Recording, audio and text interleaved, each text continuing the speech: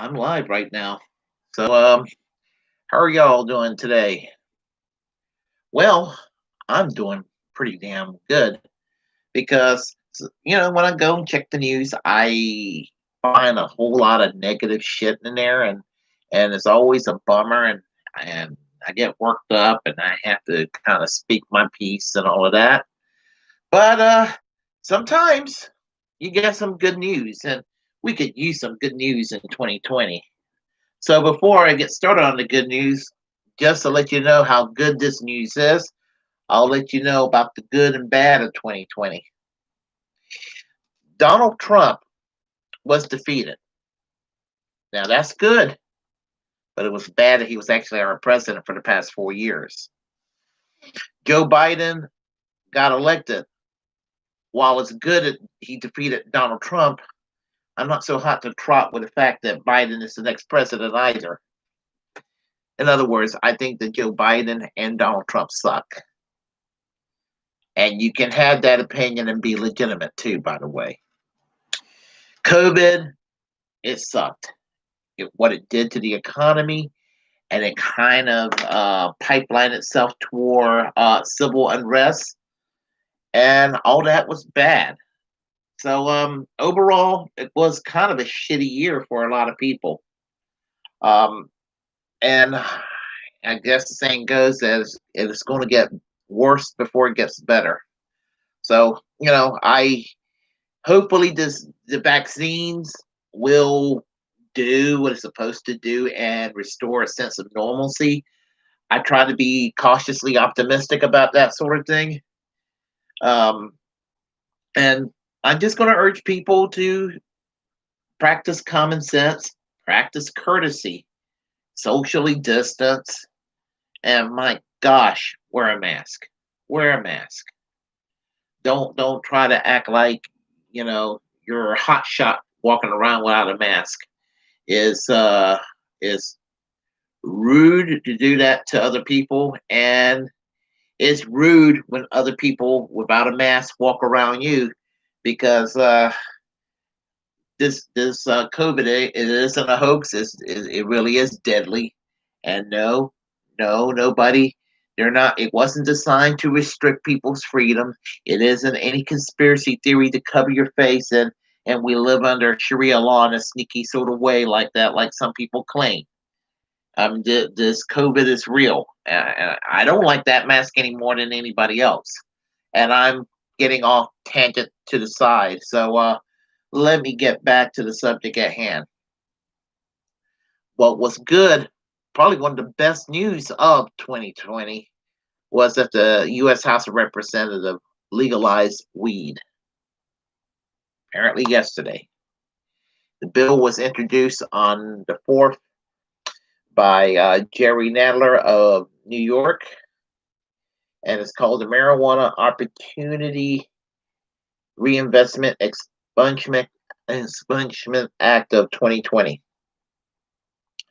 And this bill, it's called the MORE Act, and it removes cannabis from the Controlled Substance Act. It expunges all past convictions, which is really important. There is a 5% tax that would be put on illegal weed for drug rehabilitation. All that's good. And it passed the House 228 to 164. The majority of the Democrats voted yes. This is what makes it, if you're going to be partisan, this is what's awesome about Democrats. They finally voted to do the right thing for a change. And I must give a shout out to Republicans. That doesn't happen too often. The handful of Republicans that voted in favor with the majority of the Democrats, including Matt Gaetz, Brian Mass, Tom McClintock, Denver Riggleman, and Don Young. And then there's a former Republican congressman that is now libertarian, Justin Amash. All of them, with the majority of the Democrats, voted for the MORE Act. Awesome. But sadly, if Mitch McConnell remains Senate Majority Leader after the runoff election, I believe on January 5th, down in Georgia, two Senate races down there, and the Republicans remain in control of the Senate, and it will be by a razor thin margin. Unfortunately, Mitch McConnell would do what he can to make sure the Moore Act is not the law of the land. Um, and it ain't guaranteed, even if it flips over to the Democratic side, because you have to understand the U.S. House of Representatives is a more radical chamber than the U.S. Senate. So the Republicans, when they control the House and the Senate, the House Republicans are more radical and more ideologically pure than their senatorial counterpart. Same thing with the Democrats. Democrats are further left wing in the U.S. House and the U.S. Senate. Democrats are going to be a little more on the conservative side, overall speaking. Just how it is. The hardcore believers in the U.S. House and the more pragmatic ones in the Senate, irregardless of political parties. So there you have it. Good news if it passed the U.S. Senate, people can smoke marijuana apparently legally in this country. And I'm going to give you my little personal spin on this. I'm 51 years old. I'm like the majority of many Americans. I have smoked marijuana in the past. I'm not going to say I will never smoke it again. I haven't touched it in years. But the point is that it should have never, ever been against the law. You're not harming anybody. You're not harming anybody, and it's just what you do with your life. You have a right to do what you want with your private life, and the government has no business telling you what you can do. Now, I mean, and I think it's a victory for all the principled liberals that are truly tolerant and want to be free spirited. That's awesome.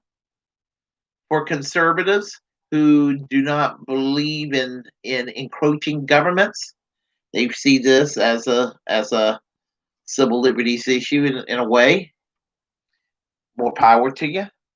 For the libertarians who've been, well, actually, kind of for the same reason as the conservatives and the liberals at the same time, a little bit of a combination of both. Um, awesome.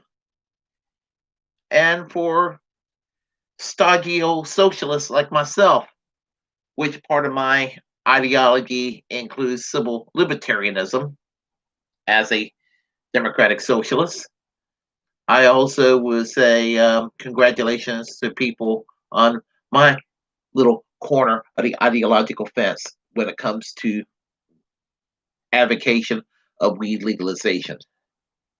Um, as I said, I smoked it in the past. Not that I'm not going to smoke it. I just don't go out of my way for it anymore.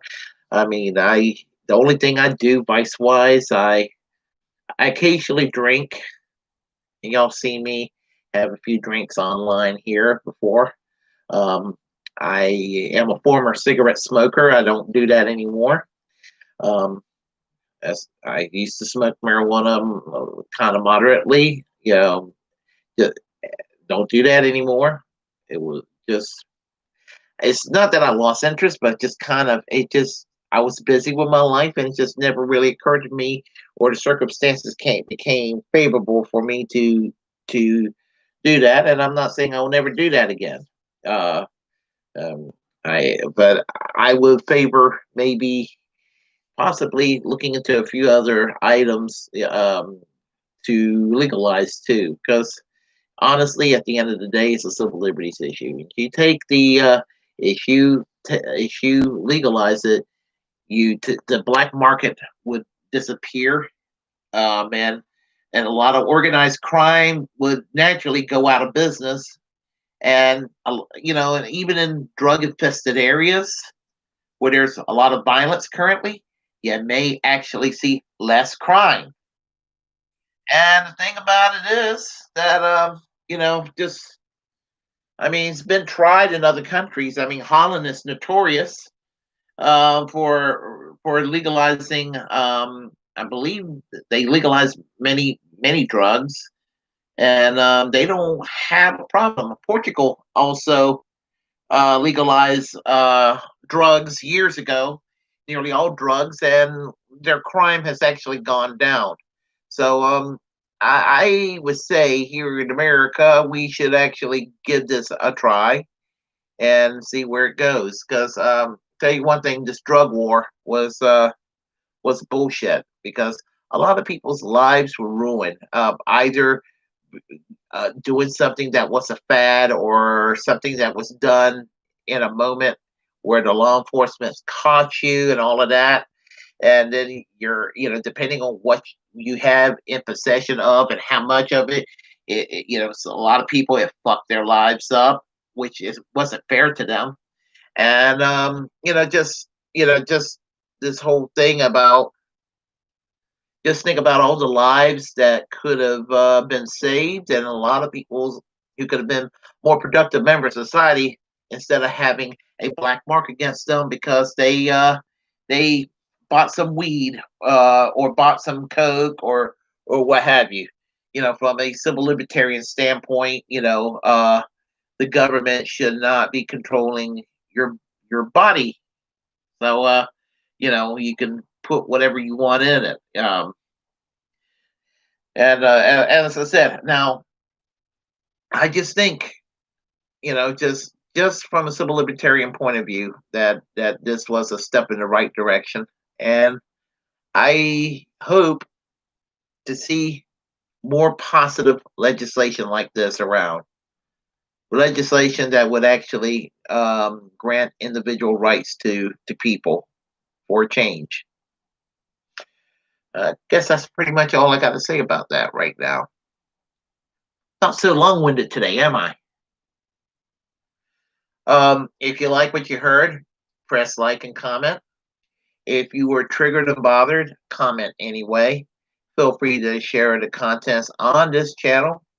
As a First Amendment absolutist, it's my duty to inform you that if you have a platform and you're passionate about something, utilize it. If you're passionate about something and you don't have a platform yet, create such a platform. Utilize it because we're the muckrakers of our time.